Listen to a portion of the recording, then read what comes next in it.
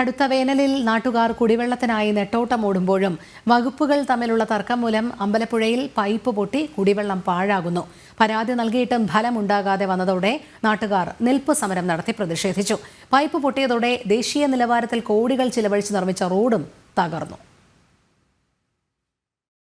അമ്പലപ്പുഴ തിരുവല്ല സംസ്ഥാന പാതയിലാണ് ദിവസവും ആയിരക്കണക്കിന് ലിറ്റർ കുടിവെള്ളം പാഴാകുന്നത്.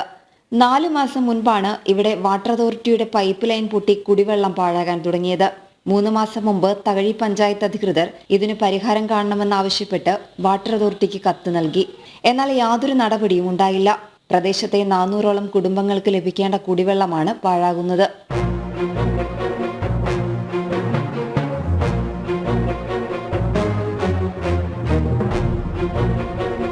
ദേശീയ നിലവാരത്തിൽ കോടികൾ ചെലവഴിച്ച് നിർമ്മിച്ച റോഡും ഇതോടെ തകർന്നു.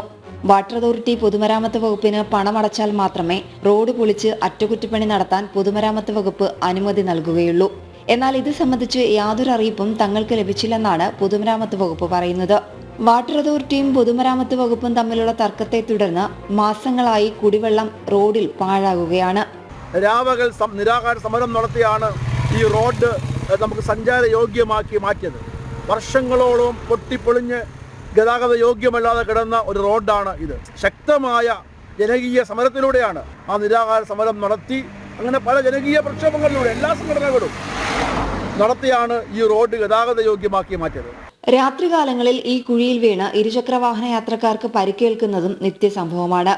പ്രതിദിനം ആയിരക്കണക്കിന് ലിറ്റർ കുടിവെള്ളം പാഴായിട്ടും ഇതിനു പരിഹാരം കാണാത്ത അധികൃതരുടെ നിലപാടിനെതിരെയാണ് നാട്ടുകാർ നിൽപ്പ് സമരം സംഘടിപ്പിച്ചത്. ജനം, ആലപ്പുഴ.